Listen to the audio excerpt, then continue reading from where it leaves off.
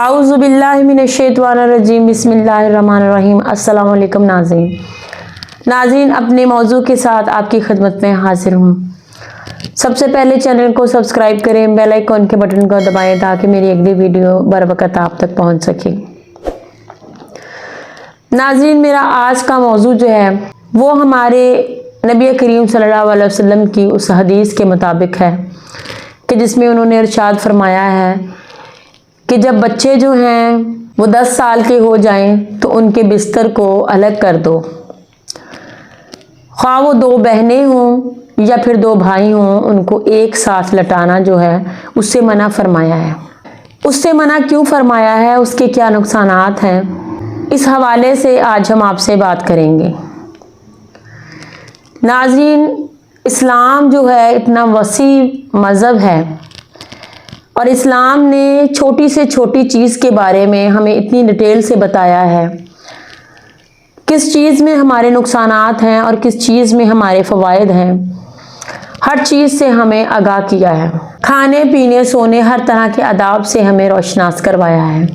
नाज़रीन, इस्लाम ने हमें सोने के आदाब बताए हैं।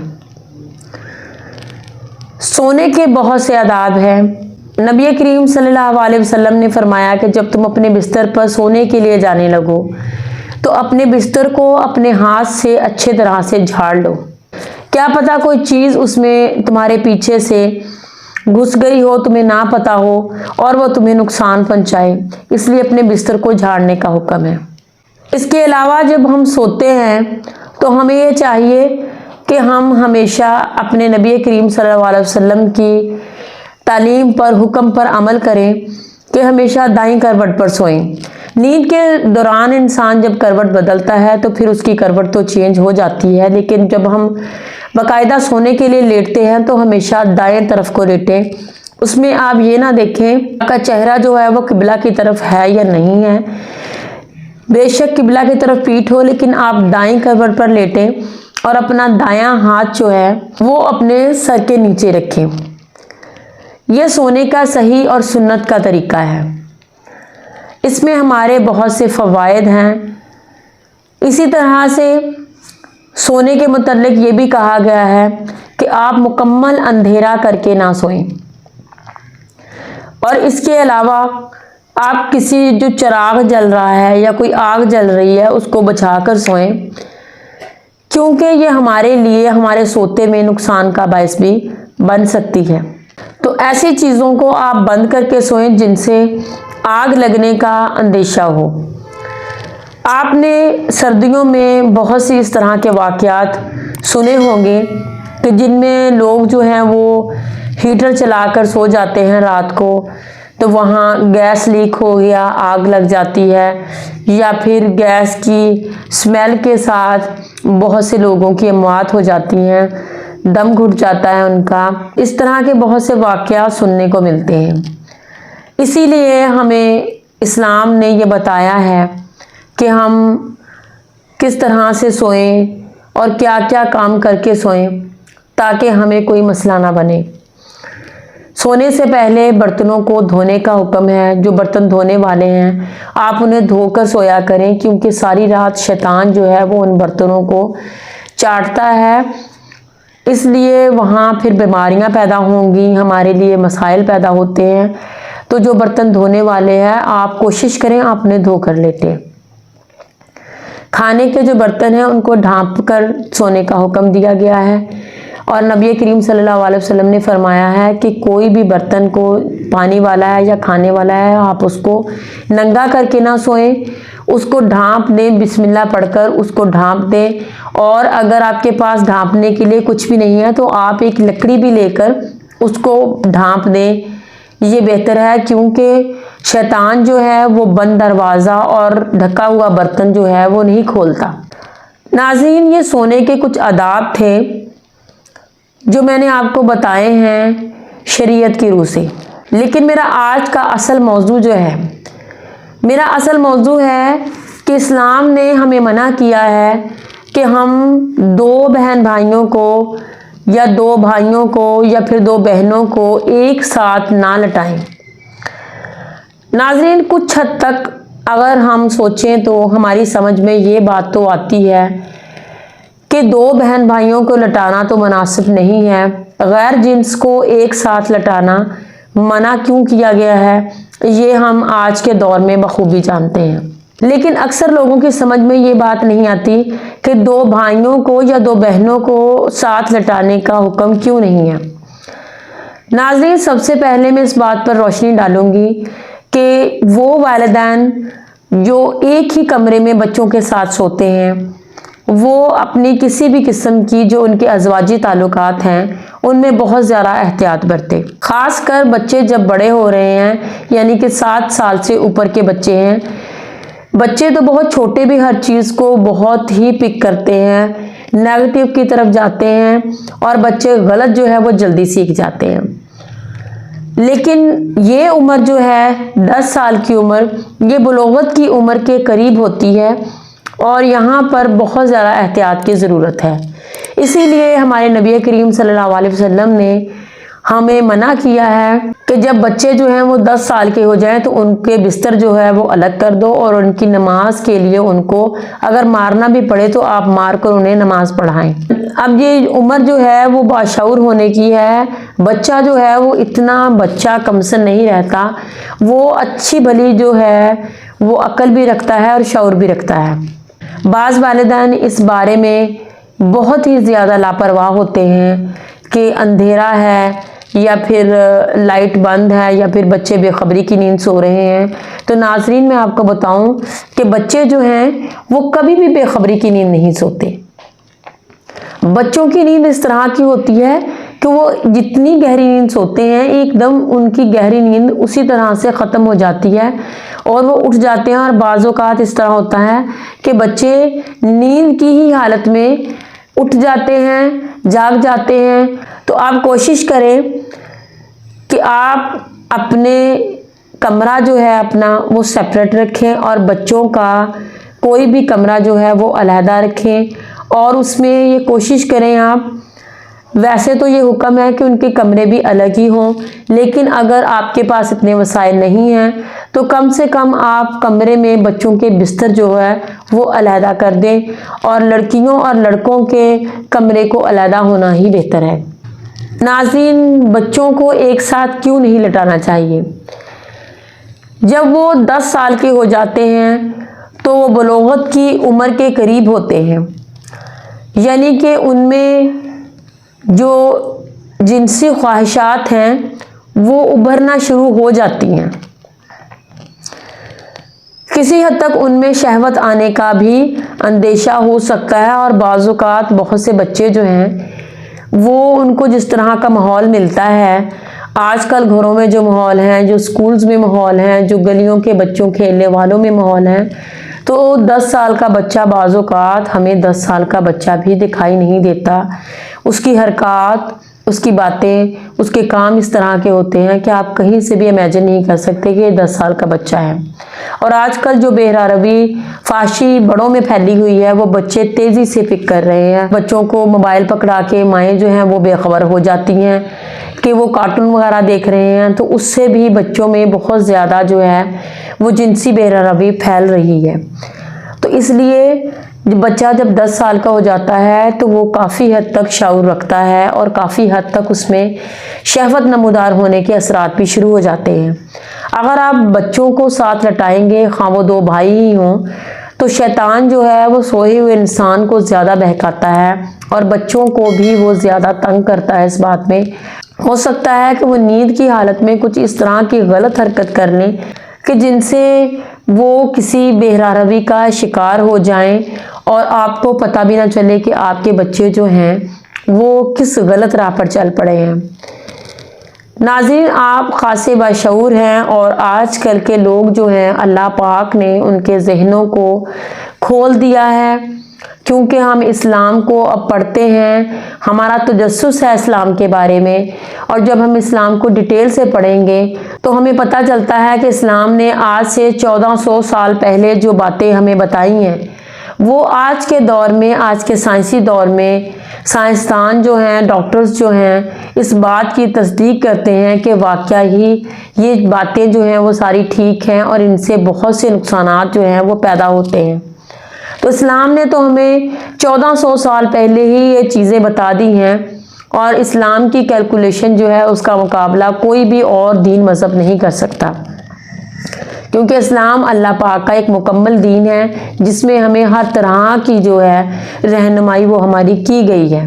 تو ناظرین، میرے کہنے کا مقصد یہ تھا کہ اسی طرح سے دو بہنیں بھی جو ہیں وہ ایک ساتھ نہ لیٹیں، کیونکہ بچیاں اس عمر میں لڑکوں سے بھی زیادہ تیز ہوتی ہیں۔ لڑکیوں میں جنسی جو تبدیلی ہے وہ 10 سال کی عمر میں لڑکوں سے بھی زیادہ آتی ہے۔ تو جب بچیوں کو ہم ساتھ لٹائیں گے تو شیطان ان سے کچھ بھی کروا سکتا ہے، اور وہ کسی بھی بے حیائی اور بے روی میں پڑ سکتی ہیں۔ اور شیطان جو ہے وہ ہمیشہ انہی رشتوں کے درمیان آتا ہے کہ جو رشتے انسان کے بہت قریبی اور خونی رشتے ہوتے ہیں، اور جن رشتوں پر ہم گمان بھی نہیں کر سکتے کہ یہاں پر بھی کوئی غلطی ہو سکتی ہے۔ جب ہم کوئی غلط کام کر رہے ہیں، کوئی الٹا کام کر رہے ہیں، ہم کوئی فلم مووی دیکھ رہے ہیں، کوئی ناچ گانا دیکھ رہے ہیں، تو وہاں پر شیطان بالکل بھی تنگ نہیں کرتا، کیونکہ وہ جانتا ہے کہ جو کام میں کروانا چاہتا تھا اس سے، یہ کام تو وہ کر رہا ہے۔ شیطان ہمیشہ اس بندے کے پاس ہی آئے گا جو نماز کے لیے کھڑا ہوتا ہے، اور وہ اس کو بہکاتا ہے، اس کے ذہن میں مختلف طرح کی دنیاوی سوچیں لاتا ہے۔ نماز میں جو خشوع ہونا چاہیے وہ اس کو پیدا نہیں ہونے دیتا، اور ہمارے دماغ کو بھٹکاتا ہے، ہماری سوچ کو بھٹکاتا ہے، ہمارے دماغ میں مختلف طرح کے خیالات لے کر آتا ہے، اس لیے کہ وہ چاہتا ہے کہ ہم اللہ کی طرف رجوع نہ کر سکیں۔ تو اس طرح سے ہی وہ غیر رشتے جو ہوتے ہیں، غیر محرموں کے رشتے جو ہوتے ہیں، وہ اس قدر ان میں انوالو نہیں ہوتا جتنا وہ ہمارے قریبی رشتوں میں، ہمارے خونی رشتوں میں ہمیں بہکانا چاہتا ہے۔ آج کے دور میں آپ نے دیکھا ہوگا سوشل میڈیا پر، آپ کوئی بھی خبر اٹھا کر دیکھ لیں، آپ کو بہت سی خبریں اس طرح کی مل جائیں گی کہ جن میں دو بھائیوں کے بارے میں یا دو بہنوں کے بارے میں آپ کو اس طرح کی خبریں ملیں گی کہ جو ناقابل یقین ہوتی ہیں۔ تو شیطان جو ہے وہ آج کل ہمارے ان رشتوں پر حملہ آور ہے جن رشتوں کے بارے میں ہم سوچ بھی نہیں سکتے۔ وہاں پر نہ تمیز رہی ہے بہن بھائی کی، نہ وہ تمیز رہنے دیتا ہے ماں باپ کی، نہ وہ رہنے دیتا ہے باپ اور بیٹے کی، یعنی کہ وہ رشتوں پر حملہ آور ہے جو رشتے ہمارے لیے بہت مقدس پاک ہوتے ہیں۔ آج کل تو ماں بیٹوں کی اس طرح کی واقعات جو ہمیں سننے میں ملتے ہیں کہ عقل جو ہے وہ تسلیم نہیں کرتی ان چیزوں کو، لیکن ناظرین یہ حقیقت ہے، اور یہ ہمارے کمزور ایمان کی نشانیاں ہیں کہ ہم ان رشتوں کو بھی پامال کرنے لگے ہیں اس شیطان کے پیچھے لگ کر، کہ جن رشتوں پر ہم آنکھیں بند کر کے یقین کر سکتے ہیں، وہ رشتے ہماری حفاظت کرنے والے ہوتے ہیں، ان رشتوں پر بھی اب اعتبار کرنے کو دل نہیں کرتا۔ تو مقصد یہ ہے کہنے کا کہ اسلام نے ہمیں ان چیزوں کے بارے میں اسی لیے منع کیا ہے، ان چیزوں کے پیچھے ہی وجوہات ہیں، اس طرح کے واقعات کے پیچھے اس طرح کی وجوہات ہی ہوتی ہیں کہ جب ہم بچوں کو شروع سے ہی اسلام پر نہیں چلائیں گے، اسلام کے احکامات پر ہم چلیں گے نہیں، تو پھر بچوں میں اس طرح کی چیزیں جو ہیں وہ پیدا ہوتی ہیں۔ اور میں آپ کو بتاؤں کہ کوئی بھی جو واقعہ ہے وہ ایک دم سے نہیں ہوتا ہے۔ اگر آپ کسی بہن بھائی کا یا بھائیوں کا کسی طرح کا اس طرح کا واقعہ اٹھا کر دیکھ لیں جو ناقابل یقین ہے، تو اس واقعے کے پیچھے پوری ایک کہانی ہوتی ہے۔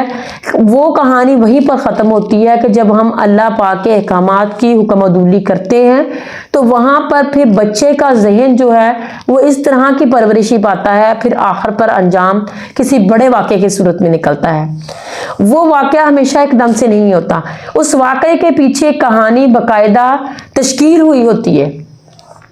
اس بچے کا ذہن ایک دم سے نہیں بدلتا، بلکہ واقعات، اور جب ہم اللہ پاک کی حکم عدولی کرتے ہیں آہستہ آہستہ وہ انسان کا دماغ جو ہے وہ اس طرح کا بنتا جاتا ہے، پھر وہ کوئی بڑا واقعہ اس طرح کا پیدا ہوتا ہے کہ ہماری سوچ دنگ رہ جاتی ہے۔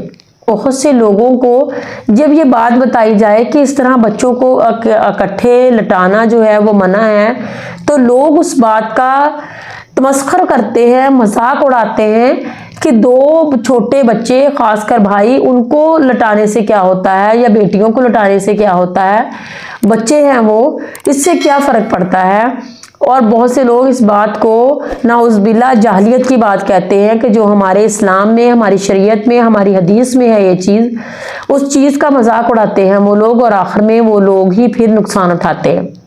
देखने में ये बहुत एक छोटी और मामूली सी बात है, लेकिन ये किसी बड़े वाक़े का पेशखामा हो सकती है और इंसान को इस तरह की बुराइयों में मुब्तला कर देती है कि हमारी सोच भी नहीं होती। हर चीज़ की बुनियाद होती है। जब हम बीज को ज़मीन में बोते हैं तो वो बहुत छोटा ही होता है, लेकिन वो बहुत बड़ी फसल तैयार हो जाती है उससे। उस बीज के साथ कितना बड़ा दरख्त बन जाता है। अब हम उस बीज को तो मामूली ही कहेंगे, लेकिन उससे पैदा होने वाली चीज़ किस कदर बड़ी हो जाती है कि उससे फिर हज़ारों बीज पैदा होते हैं।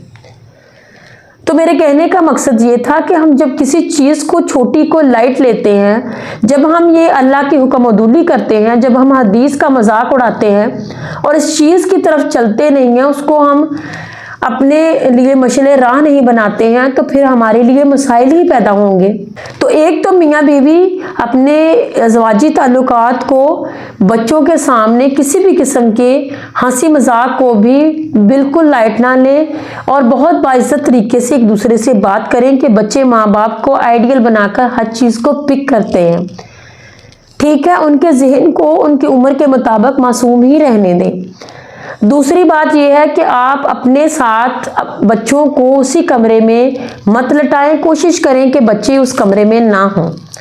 तीसरी बात, बच्चों को आपस में आप ना लटाएं, और ख़ासकर जब वो 10 साल की उम्र में चले जाते हैं तो फिर दो बहनों और जो दो भाइयों को लटाना हमारे इस्लाम में कतई मना है। इस चीज़ पर सख्ती से अमल करें, बजाय इसके आप इस चीज़ को लाइट लें या इसका मजाक उड़ाएं।